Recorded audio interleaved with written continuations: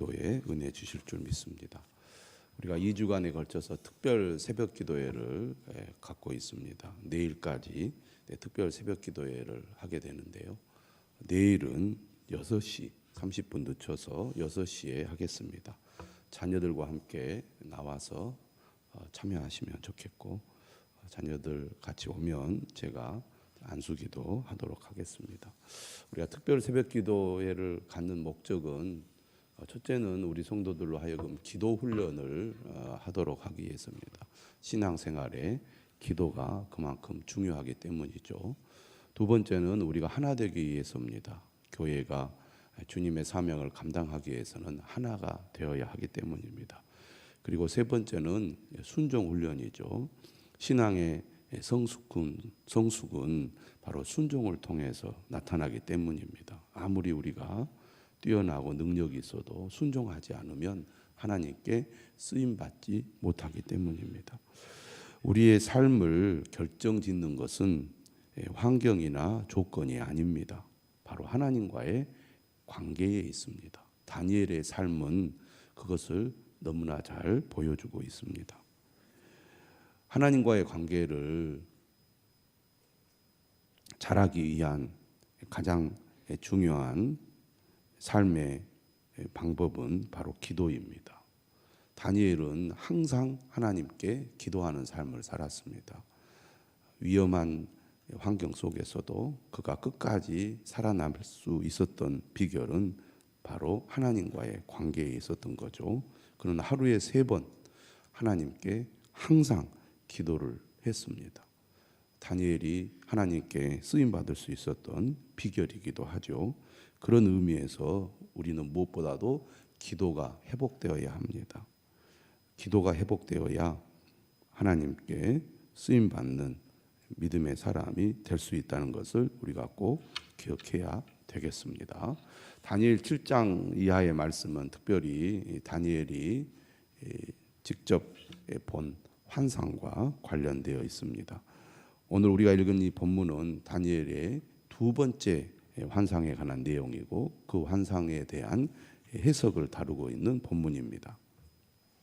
15절에 이렇게 시작하죠. 나 다니엘이 이 환상을 보고 그 뜻을 알고자 할 때에 사람 모양 같은 것이 내 앞에 섰고, 다니엘은 탁월한 지혜와 능력을 가진 사람이었습니다. 하지만 그 역시 그의 지혜와 능력이 스스로에게서 나온 것이 아니죠. 하나님께서 그에게 지혜를 주셨고, 또 그가 환상을 보았지만 그 환상을 스스로 이해하고 깨닫는 것이 아니었습니다. 하나님께서 천사를 통하여 그에게 환상의 의미가 무엇인지를 알려주셨기 때문에 그가 해석을 한 거죠. 오늘 본문에 보면 누가 등장을 합니까? 가브리엘이 등장을 합니다. 16절에 가브리엘아, 이 환상을 이 사람에게 깨닫게 하라.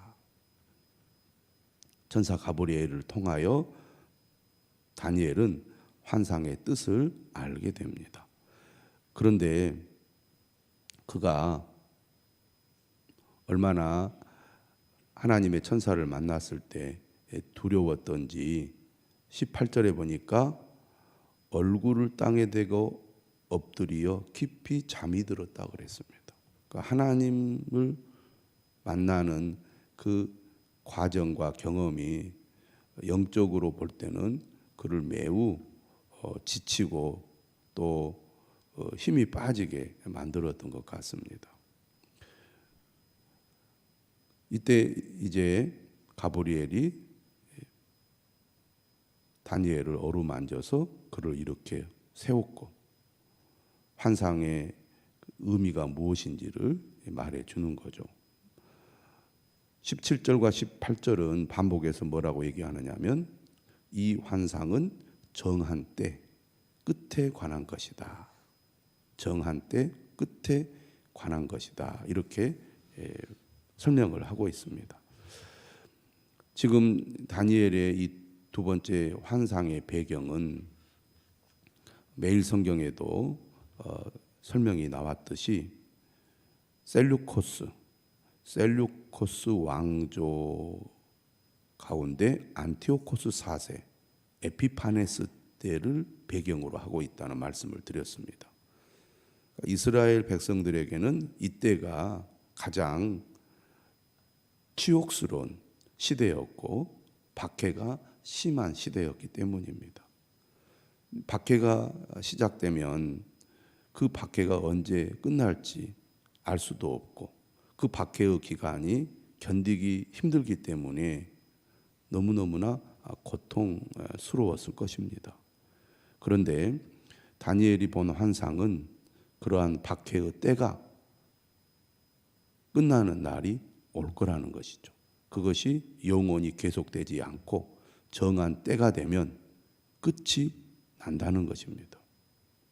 그래서 19절에도 뭐라고 말하느냐면 진노하시는 때가 마친 후에 될 일을 내가 네게 알게 하리니. 이 환상은 정한 때 끝에 관한 것임이라. 세상에서 일어나는 모든 일은 영원히 계속되는 것은 아무것도 없습니다.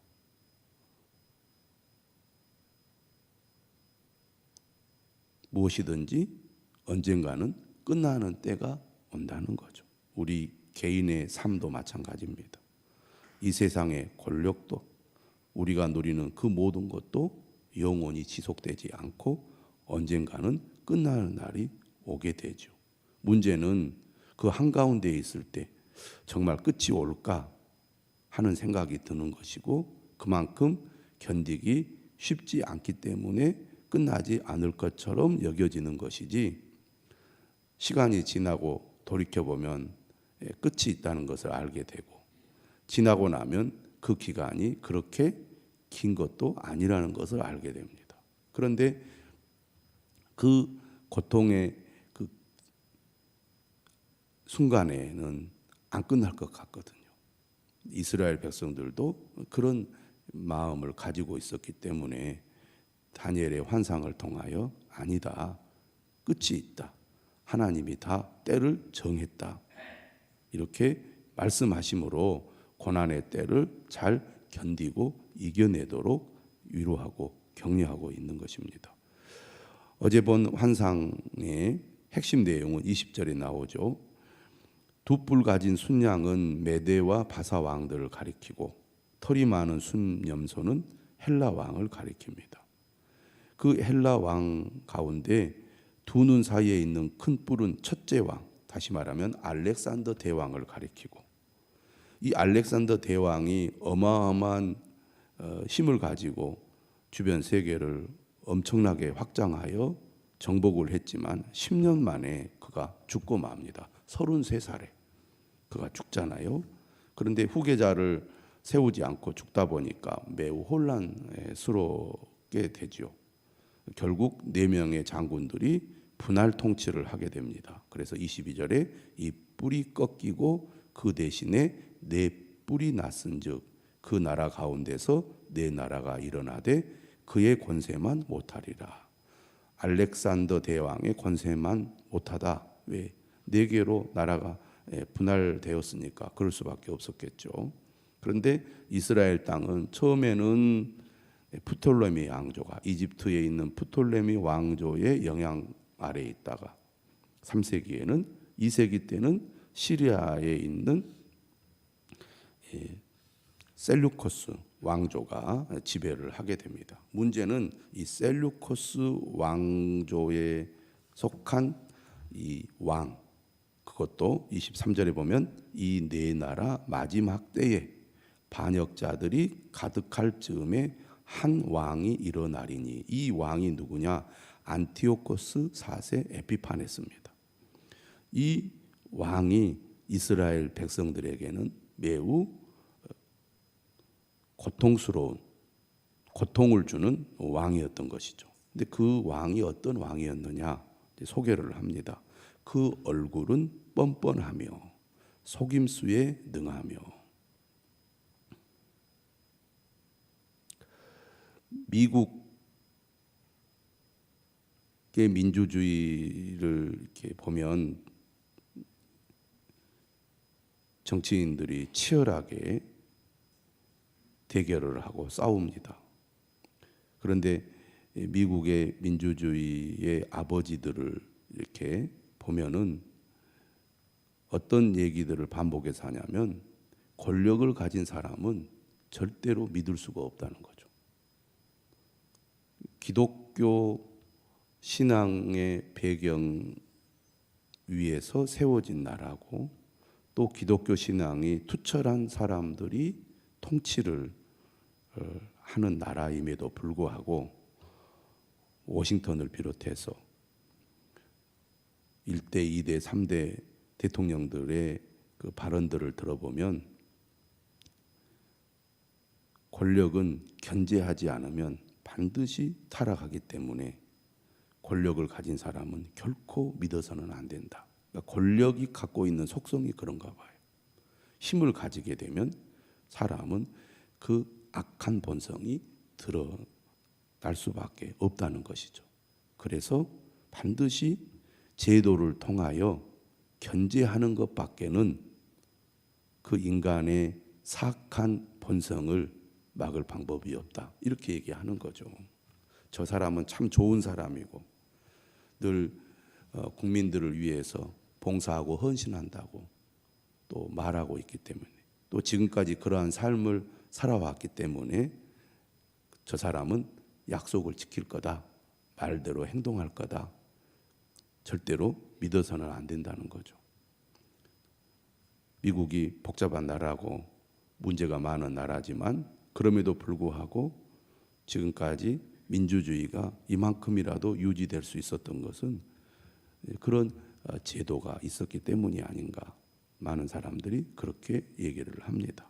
그런데 여기 절대 권력을 가진 안티오코스 4세, 자신을 스스로 신처럼 여기고 강요한 이 왕이 바로 그러한 모습을 보여주고 있습니다. 그 얼굴은 뻔뻔하며 속임수에 능하며 그 권세가 강할 것이나. 악한 자가 힘을 가지게 됐는데 그 힘이 강하면 얼마나 그 횡포가 심하겠습니까? 그런데 그 다음에 이렇게 얘기를 했어요. 자기의 힘으로 말미암은 것이 아니며. 권력자가 권력을 가진 것은 온전히 자신의 힘으로 된 겁니까? 아니죠. 누군가의 도움을 받았고 또 많은 사람들의 협력이 있어서 가능한 것이고 또 그만큼 속임수를 가지고 다른 사람들을 속여서 권력을 획득하고 권력을 확장하는 거죠. 마치 자신의 힘으로 모든 것을 다 해낸 것처럼 속이기까지 합니다. 그런데 이 사람이 어떻게 하냐면 장차 놀랍게 파괴 행위를 하고 자의로 행하여 형통하며 악한 일들을 벌이는데 문제는 형통하다는데 문제가 있습니다. 뭐가 잘 안 되고 막히고 실패하고 그래야 되는데 제동이 걸리지 않는 권력이에요. 브레이크가 없이 그가 하고자 하는 대로 모든 일이 잘 되는 겁니다. 그러니 무소불위의 권력을 가지고 더 횡포를 부리면서 교만은 하늘을 찌르지 않겠습니까? 그래 가지고 그가 가지고 있는 힘으로 강한 자들을 멸하고 거룩한 백성을 멸합니다. 거룩한 백성을 멸한다는 것은 뭘 얘기합니까? 하나님의 백성들을 박해하고 짓밟는 것을 말합니다. 그렇기 때문에 이 안티오코스 4세에 의하여 이스라엘 백성들이 많은 고난을 겪게 됩니다. 25절에 보면 그가 꾀를 베풀어 제 손으로 속임수를 행하고, 속인다는 말을 2번이나 사용하고 있습니다. 마음에 스스로 큰 채하며, 자신이 사실은 대단한 존재가 아닌데도 대단한 존재인 것처럼 사람들에게 그렇게 행세를 하는 거죠. 그 역시 속이는 것입니다. 내가 모든 것을 알고 있고 내가 모든 것을 할 수 있다는 그런 흉내를 내는 겁니다. 또 평화로운 때에 많은 무리를 멸하며 얼마나 많은 사람들을 박해했는지 알 수가 있습니다. 또 스스로 서서 스스로 서서 이런 표현도 많이 쓰죠. 마치 자신이 최고인 것처럼 모든 것을 스스로 다 이루어낸 것처럼 교만이 끝이 없습니다. 스스로란 말을 반복해서 사용하고 있어요. 그 사람이 교만하면 결국 누구를 향하게 됩니까? 하나님을 향하게 되죠. 그래서 만왕의 왕이신 하나님을 대적합니다. 그래서 그가 한 것이 뭐냐? 매일 성경에 나와 있죠. 예루살렘에서 수많은 사람을 학살했을 뿐 아니라 성전 제사를 중단시키고 안식일을 지키지 못하게 하고 번제단 위에서 돼지를 희생 제물로 바치고, 이스라엘 백성들에게 돼지는 부정한 동물이기 때문에 결코 희생 제물로 바쳐서는 안 되는 동물이었습니다. 또 성전에 제우스 신상을 놓았어요. 하나님께만 예배를 드려야 하는 성전이고 결코 우상을 세워서는 안 되는 성전에 제우스 신상을 놓아서 하나님을 섬기지 못하게 할 뿐만 아니라 하나님을 모욕했다는 겁니다. 이처럼 만왕의 왕을 대적했습니다. 자신이 마음만 먹으면 못할 것이 없는 그런 사람이었던 거죠. 그런데 결국 어떻게 됩니까? 그가 사람의 손으로 말미암지 않고 깨지리라. 학자들은 그가 자연사한 것이 아니라 천벌을 받아 죽었다는데 일치합니다. 매일 성경에 설명이 나오죠. 결국 하나님을 대적한 그 안티오코스 4세, 그는 결국 하나님의 심판을 받아 멸망하고 만 것이죠. 그리고 실제로 이 안티오코스 4세 때에 유대인들이 봉기를 일으켜서 셀루코스 왕조를 몰아내고 독립을 이루게 됩니다. 우상을 숭배했던 자들이 하나님의 심판을 받게 되죠. 26절은 말합니다. 이미 말한 바 주야에 대한 환상은 확실하니, 주야는 우리가 앞에서 나오는 2300주야를 가리킵니다. 14절에 그가 내게 이르되 2300주야까지니 그때의 성소가 정결하게 되리라. 안티오코스 4세에 의하여 성소가 더럽혀졌잖아요. 성소가 더럽혀졌다는 것은 곧 성전이 무너진 것과 같습니다. 솔로몬 성전이 바벨론에 의해서 파괴가 되잖아요. 다시 이스라엘 백성들이 포로에서 돌아와서 성전을 새로 짓습니다. 그것이 바로 스룹바벨 성전이죠. 그러나 성소가 더럽혀진 것은 성전이 파괴된 것과 다름없었습니다. 그런데 때가 되면 2300주야가 지나면 성소가 정결하게 될 거라는 거죠. 다니엘은 지금 미래에 대한 예언을 하고 있는 겁니다. 이런 일들이 벌어지겠지만 결국은 때가 되면 이 모든 것이 다 끝이 나게 될 것이다. 그런 얘기죠. 그래서 뭐라고 말하느냐면 이미 말한 바 주야에 대한 환상은 확실하니 너는 그 환상을 감직하라. 이는 여러 날 후의 일임이라. 이렇게 가브리엘을 통해서 환상의 뜻을 듣게 되지요. 이렇게 환상의 의미를 그가 전달받았을 때 27절에 보면 다니엘이 이렇게 말합니다. 지쳐서 여러 날 앓다가 일어나서 왕의 일을 보았느니라. 내가 그 환상으로 말미암아 놀랐고 그 뜻을 깨닫는 사람도 없었느니라. 이스라엘 백성들에게 일어날 고난의 그 말씀을 들었을 때 다니엘은 그들이 겪을 고난에 매우 마음이 아팠습니다. 그래서 그가 괴롭고 힘이 들었던 거죠. 하나님의 말씀을 그저 한 귀로 듣고 흘리지 않고 하나님의 백성들에게 일어날 일이 그게 진실이고 사실이라는 것을 알기 때문에 고통스러웠던 것입니다. 오늘 우리는 이 말씀을 통하여 이스라엘 백성들이 겪게 될 고난이 영원히 계속되지 않고 정한 때가 되면 끝이 난다는 것.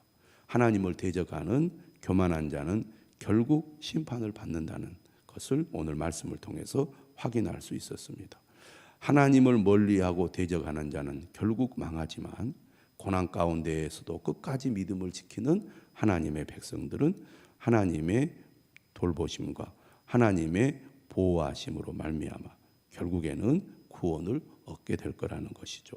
오늘 우리의 삶이 고난의 삶이라 할지라도 다니엘서 말씀을 통하여 소망을 가지고 하나님 앞에 더욱 가까이 나아가 끝까지 믿음을 지키는 삶을 살아야 할 줄로 믿습니다. 다니엘처럼 환경이나 조건을 탓하지 않고 하나님을 온전히 의지함으로 하나님께 쓰임 받은 것처럼 우리 사랑하는 성도들도 이러한 믿음을 끝까지 견제하여 하나님께 영광 돌리는 성도들이 될 수 있기를 주님의 이름으로 축원합니다.